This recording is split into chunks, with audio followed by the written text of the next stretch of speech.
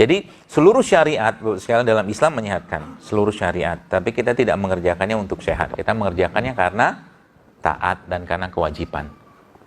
Jadi itu kata kuncinya. Tahajud itu sehatnya luar biasa. Ya, Anda kan nanti malam tahajud tuh. Nikmati tahajudnya. Ya, nikmati luar biasa. Supaya apa? Supaya kita merasakan. Jadi minta sama Allah, ya Allah berikan aku kenikmatan dalam ibadah kepadamu jauh lebih nikmat daripada makanan yang paling sehat ya Allah, paling enak. Minta kayak begitu. Jadi tilawahnya kita gampang nangis, ya baca Quran itu gampang nangis. Kita sholat pun jadi gampang nangis, baca Al-Fatihah gampang nangis, gitu. Dikit-dikit tuh gampang nangis. Tapi nangisnya itu bukan nangis karena melo, karena cengeng, bukan. Tapi karena kedekatan kita dengan Allah, gitu loh. Jadi bahkan Umar ya radhiyallahu pernah mengatakan bahwa kalau engkau membaca Quran maka menangislah. Kalau engkau tak mampu menangis maka paksakan dirimu untuk menangis, kata Umar. Karena saking pentingnya kita untuk mengasah hati, dan asahan hati yang paling baik adalah dengan Al-Quran. Ya. Lagi jogging, ya nggak usah dengerin musik-musik apa itu kan yang apa bikin semangat gitu. Dengerin Quran. Ya. Lagi masak, dengerin Quran. Nanti lama-lama hafal sendiri. Buktinya apa? Al-Quran itu gampang dihafalkan. Buktinya kita hafal Yasin. Karena sering Yasinan. Kan yang Yasinan dulu kan tanpa sadar kan hafal sendiri Yasin kan. Ya.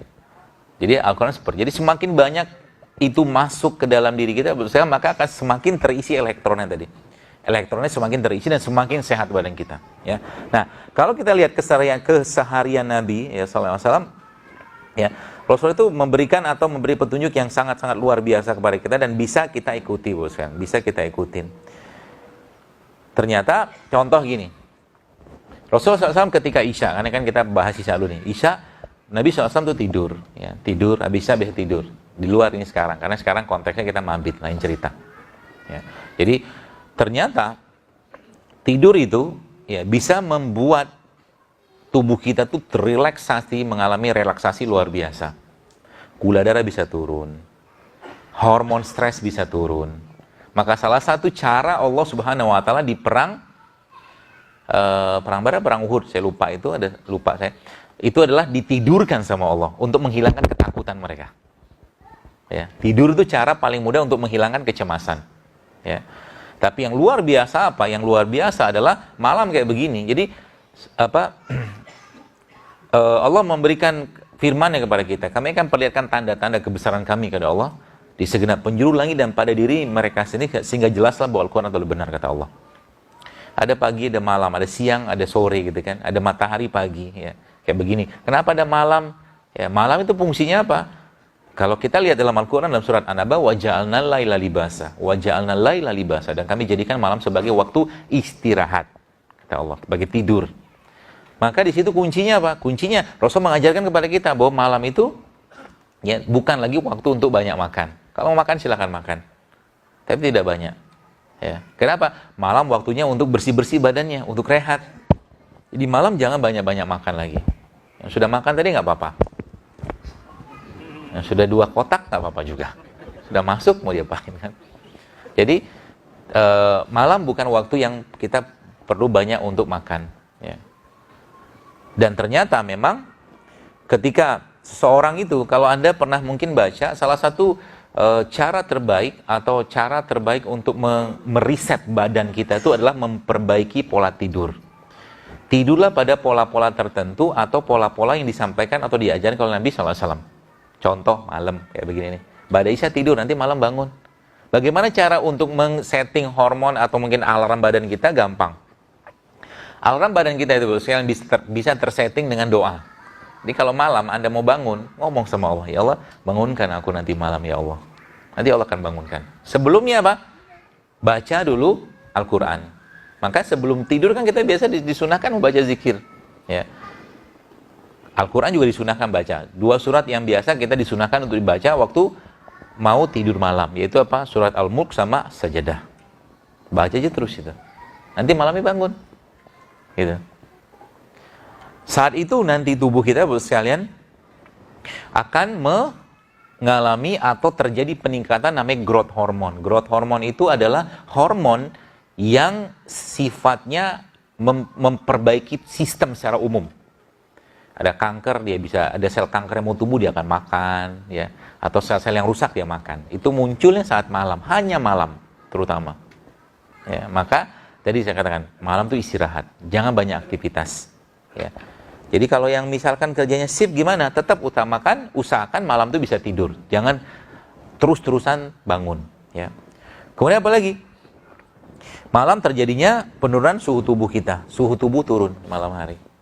Ya. Suhu tubuh turun otomatis nanti kita lihat pada siang. Suhu tubuh turun otomatis kerja jantung pasti akan ringan. Jadi berbekam itu lebih baik tidak malam hari. Kenapa? Karena bekam itu lebih mengeluarkan panas, ya, energi. Jadi bekam itu ilmuwan memang tidak disebutkan secara spesifik di hadis Nabi SAW. Tapi ilmuwan menyebutkan bahwa berbekam itu paling baiknya kapan? Siang. Waktu matahari lagi panas-panasnya, nah berbekamlah saat itu. Karena kalau bahasa mereka tuh darah kita lagi bergejolak. Jadi berbekam itu siang hari paling baik.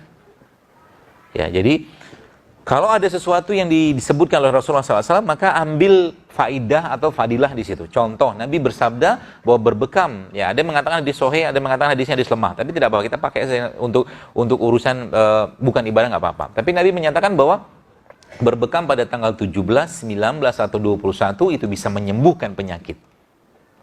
Kata Rasulullah. 17, 19, 21 tanggal tahun Islam ya. Dengan sebelumnya kan kita dibersihkan dulu dengan 13, 14, 15-nya kita disunahkan untuk puasa Ayyamul Bid. Gitu. Jadi berbekam itu bagusnya saat siang hari paling bagus. Sebelum bekam ngapain? Tidur. Kan gitu kan? Maka ada sunnah qailullah kan? Ya, qailullah itu tidur siang. Ya, jadi tidur siang nggak usah lama-lama. Kalau Anda mungkin istirahat setengah 12-an, kita sekarang zuhur kan 12 kurang 10 lah katakanlah, tidur 10 menit, 5 menit cukup. Dan tidur di waktu itu adalah tidur yang paling baik untuk memperbaiki fungsi enzim badan kita. Itu yang pertama. Secara syariatnya, secara syar'inya, maka Rasulullah menyatakan bahwa tidur siang adalah tidur untuk persiapan bangun malam. Jadi kalau mau bangun malam, maka tidurlah siang. Jadi kalau siang-siang itu Anda masih ada kesempatan tidur, tidur aja di musola sebentar. Ya. Seperti itu, ya. Jadi kemudian kan kita malam bangun. Jadi saat malam bangun itu sebenarnya tubuh kita kan tadi kan bahasanya kan terresetting semua, terreset. Jadi kata laptop itu lagi error gitu kan, kita pencet tombol on off-nya lama nanti mati. Nah, begitulah proses tidur itu membuat kondisi itu semua. Malam harinya Allah bekali tubuh kita ya saat malam itu jam-jam 1, 2, 3 itu lagi tinggi-tingginya hormon si growth hormone tadi. Maka jangan pernah kehilangan momen itu ya untuk apa? Untuk bergerak. Di malam itu kan kita disunahkan untuk sholat kan. Dan sholat adalah gerakan stretching dan relax yang paling baik. Sholat. Bagaimana sholatnya? Sholatnya sebagaimana sholat Nabi SAW. Ya, rukunya, sujudnya, takbirnya, takbiratul ihramnya, seperti itu. Ikutin semua. Ya. Malam tuh, terus kita bangun kan. Habis itu, kalau Anda ada kesempatan tidur menjelang subuh, tidur sebentar. Itu tidur baik. Itu tidur yang bagus itu. Rasulullah biasanya antara subuh sama azan subuh sama iqomah subuh itu beliau tidur. Tapi tidur Rasulullah itu kan tidak seperti tidur kita. Ya, beberapa riwayat menyebutkan beliau tidur sebentar. Jadi tidurnya itu sebelum subuh. Ya. Ba'da subuh jangan tidur. Karena tidur ba'da subuh adalah waktu di mana jantung kita lagi, jadi kondisi udara saat kita saat itu ya. Jadi waktu subuh sampai syuruk atau duha itu ya 2 jam atau satu jam lah, ada mengatakan setengah jam 1 jam kurang lebih seperti itu setelah subuh. Itu jangan tidur waktu itu. Ya, kalau Anda pengen tidur tetap udah ngantuk banget, usahakan jangan berbaring, biarkan tidur dalam kondisi berzikir. Duduk. Sebab apa? Banyak terjadi serangan-serangan jantungnya atau kelemahan-kelemahan jantung itu di pagi hari kayak begitu. Jadi pagi jangan tidur. Ya. Dan itu salah satu tidur yang bikin blow on. Iya, kata Ibnu Qayyim al-Jauziyah seperti itu. Jadi tidur yang bikin bodoh itu tidur pada subuh. Ya.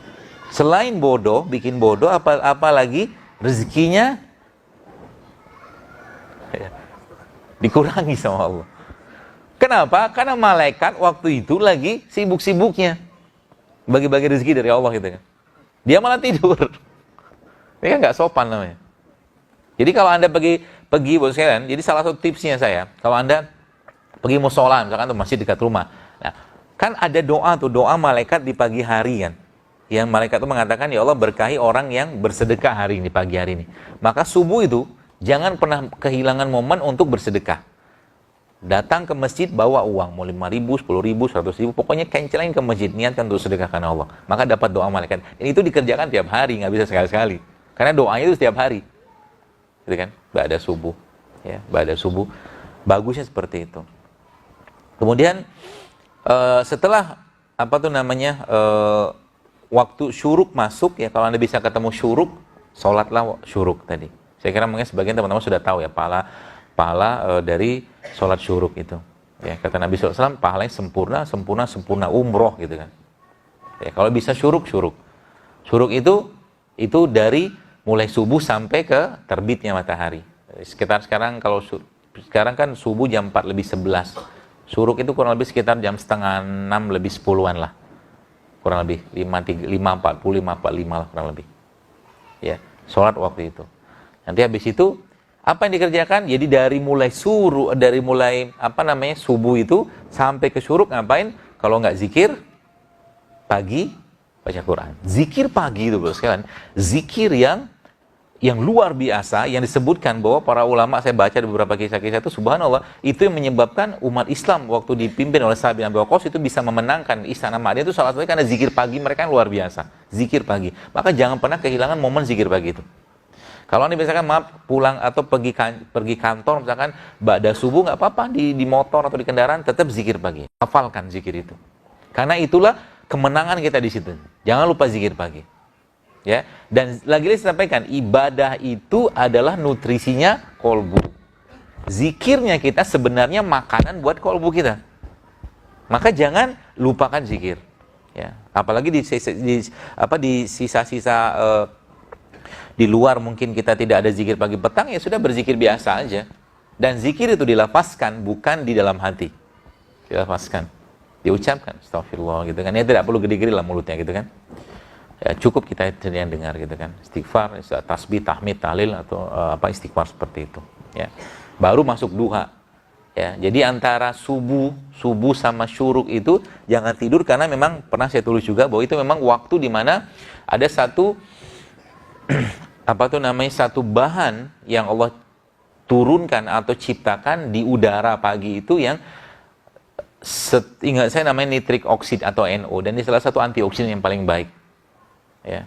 Jadi subuh itu jangan tidur, nikmati limpahan rezeki dari Allah dari udara tadi, ya. Subuh itu. Kemudian baru masuk ke duha. Ya, duha saya kira mungkin semua sudah paham ya. Duha yang paling baik kapan?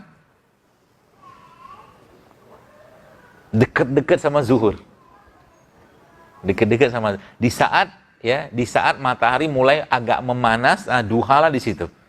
Sebab apa? Karena secara aktivitas kita lagi sibuk-sibuknya kita ketemu Allah. Ya, jadi duha itu paling baik kapan? Waktu lagi matahari panas-panasnya. Ya. Bahkan setengah jam sebelum itu masih boleh. Sebelum zuhur misalkan jam 12, kita setengah 12 duha masih boleh. Ya. Dan kalau sudah ibadah, gaspol. Gaspol maksudnya apa? Kalau Anda misalkan para yang baru dilantik menteri kemarin kan, pasti pakai baju yang luar biasa. Ya, pakai jas, pakai parfum segala macam. Nah, perlakuan seperti itu, ya kalau kita lakukan adab yang sama terhadap Rob kita kepada Allah, maka harusnya lebih. Maksudnya gimana? Contoh kan, kalau Anda di sini kan kalau kerja kan nggak pakai kaos oblong. Beda sama Google. Google kata pakai kaos oblong. Jadi kalau sudah ketemu Allah, beradablah yang terbaik. Beradablah yang terbaik. Itu bonus yang didapatnya banyak. Contoh misalkan, kita bisa siapin, misalkan Anda kerja boleh pakai baju oblong. Silakan. Tapi ketika ketemu Allah, jangan pakai baju oblong. Bawa baju. Usaha sedikit, ikhtiar sedikit, supaya apa? Supaya ketemu Allahnya lebih baik. Ya. Habis itu gimana? Nabi SAW sampaikan bahwa kalau tidak memberatkan umatku, kalau memungkinkan sekalian, Anda bersiwaklah. Bukan sikat gigi ya, tapi siwak. Ya. Dan siwak itu salah satu bentuk ibadah atau mungkin salah satu bentuk sunnah Nabi SAW yang sangat dicintai Allah. Ya, Allah mencintai orang-orang yang bersiwak. Ya, mungkin lagi wudhu itu. Jadi kalau saya pernah ngitung itu, kalau dihitung-hitung, ya, kita satu hari itu kalau kita bisa rutinkan saja bersiwak, itu lebih dari 30 kali kita bersiwak. Kenapa? Kalau tidak memberatkan umatku, maka setiap habis wudhu, aku akan wajibkan mereka bersiwak. Itu yang pertama. Wudhu 5 kali sehari kan? Kalau tidak memberatkan umatku, maka setiap mau sholat, aku wajibkan mereka bersiwak. 5 kali, 10 kali udah. Ini belum termasuk sholat sunnah loh. Belum termasuk sholat sunnah. Setiap mau sholat siwak, setiap mau sholat siwak. Ya, ya, itu siwak. Dan siwak itu merupakan salah satu sunnah kenabian. Ya, sunnah Nabi. Ya, di samping ada bersiwak, kemudian cukur kumis, cukur bulu kemaluan, berbekam, sama wangi-wangian. Itu sunnah itu. Ya, jadi kalau Bapak Ibu, teman-teman sekalian di tas Anda, ya, terutama yang ikhwan ya, kalau bisa tuh minimal ada 2 produk tadi tuh. Kalau nggak siwak, parfum. Mau ketemu Allah, siwakan dulu. Parfuman dulu. Wangi-wangi dulu. Karena malaikat suka dengan wangi-wangian. Ya, seperti itu. Masuk kita sampai ke siang. Ya. Masuk siang di duha, aktivitas Nabi SAW seperti itu. Lalu siang ada namanya qailullah. Qailullah ini kalau kita, Bapak Ibu, teman-teman baca, di penelitiannya namanya power nap. Power nap itu tidur berkualitas. Ada yang mengatakan sebelum zuhur, ada yang mengatakan sudah zuhur. Tapi kalau kuliah dua-duanya bagus. Ya, kalau misalkan zuhur setengah 12 atau jam 12, maka setengah 12 tidur sebentar. Tidur sebentar. Atau nanti ba'da zuhur juga tidur. Jadi kalau kita lihat memang tadi tidur itu adalah proses mengistirahatkan enzim badan kita, tidur. Jadi kenapa ada malam? Karena memang malam itu adalah cara Allah untuk mengistirahatkan. Jadi sebenarnya kalau ada sekarang banyak orang misalkan dia makan ngantuk, habis makan ngantuk misalkan. Ya, habis makan mengantuk. Penyebabnya apa?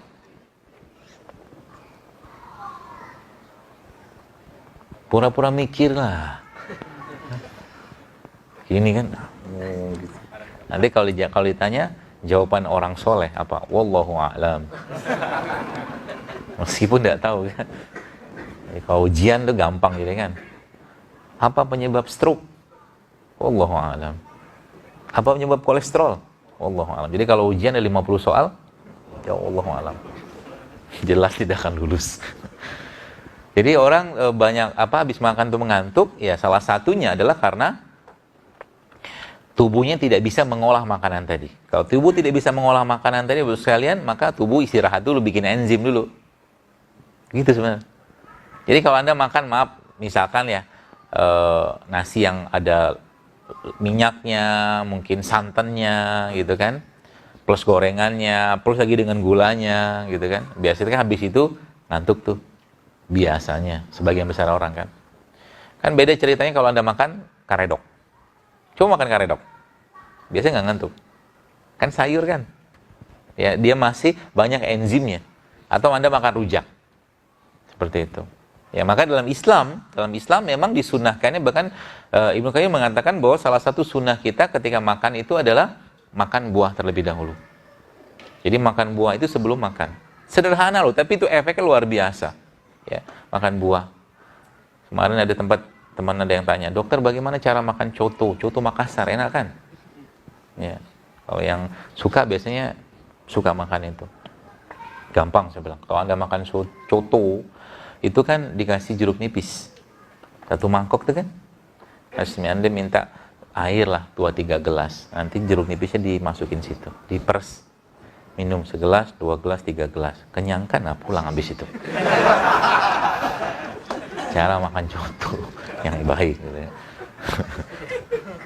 Sama juga kalau makan nasi Padang. Ya. Bawa buah dari rumah yang banyak, air putih gitu kan. Makan buah dulu di situ. Agak banyak makan buahnya. Nah, agak kenyang sedikit pulang. Nasi Padang yang dibeli kasih ke orang. Gitu. Gak apa-apa makan nasi Padang ya, silakan aja. Asal Anda kalori keluarnya sama. Itu aja sebenarnya. Ya bukan salah makanannya, sebenarnya masalahnya adalah sekarang kita makan tapi yang keluar kalorinya nggak ada gitu. Jogging jarang, olahraga jarang, naik tangga jarang. Ya, saya kira mungkin kalau teman-teman yang ngantor di lantai 5 gitu ya. Kalau misalkan saya ngantor di sini lantai 5, kemungkinan besar saya akan naik tangga tiap hari. Kecuali tanggal 20, lantai 20 nggak apa. Habis waktu nanti. Karena itu cara paling baik untuk bakar kalori naik tangga itu. Apalagi naik tangganya ngatur napas. Keren itu. Kalau nggak bisa naik tangga ngatur napas, maka jalannya ngatur napas. Ada tuh. Jadi jalannya itu, jadi dia setiap berapa menit kita bernapas. Napas biasa. Nanti berapa detik kita tahan.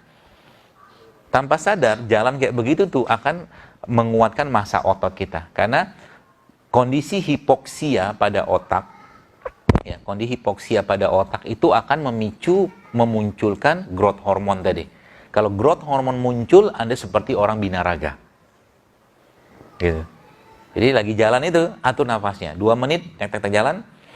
Habis itu tarik nafas, berhenti, henti nafas. Henti nafas, waktu Anda tahan nafas, maaf. Jalan dalam kondisi tidak ada nafas. Terus habis itu, ya itu tidak lama, paling 30 detik. Ya. Habis itu balik deh.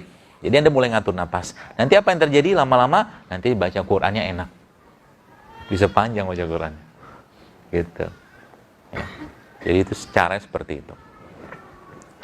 Baik, jadi siang kemudian masuk lagi. Ada waktu yang kita nggak boleh tidur. Ada waktu yang kita nggak boleh tidur. Antara tadi, asar sama maghrib. Jangan tidur waktu itu. Karena itu tidur juga yang tidak baik, yang memang dilarang oleh Nabi SAW. Ya, secara organ juga tidak baik. Tidur di waktu asar ke maghrib.